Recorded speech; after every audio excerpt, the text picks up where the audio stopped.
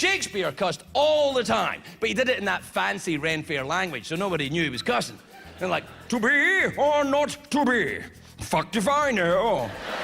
When I was doing theatre later on, once I got into it, I worked with a guy called Dennis Critchley.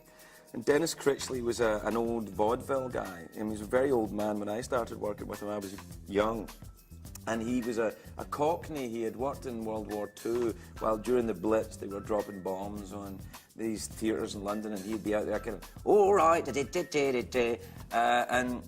he used to give me this note about doing a slapstick scene, which I could never master, and he said, here's a tip, Craig, here's a tip. When you're doing comedy, hurry up and take your time.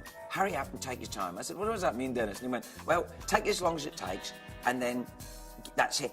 I said, that doesn't make any sense. It's all I fucking got. Do it. And so that's what I do. I think to myself, hurry up and take your time. Before I go on stage, these are the two things that go through my head. Well, three things, but one of them's private. And then one of them is hurry up and take your time.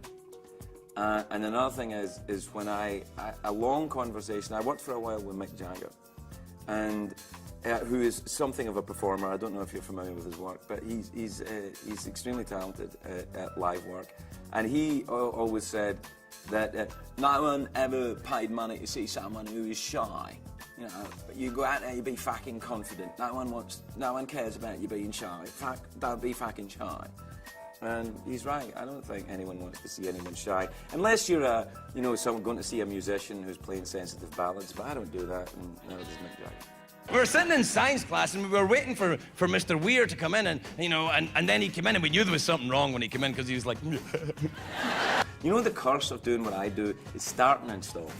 You know, it's like the hardest part is getting on the stage and saying good evening and then saying good night. The bit in between is fine. It's like sex. You know, really, in a way, the hardest bit is like getting to the bit where someone will have sex with you. Having the sex is easy, and then getting away from them afterwards, it's like that. It's exactly like, I never thought of that before, but it's exactly like it.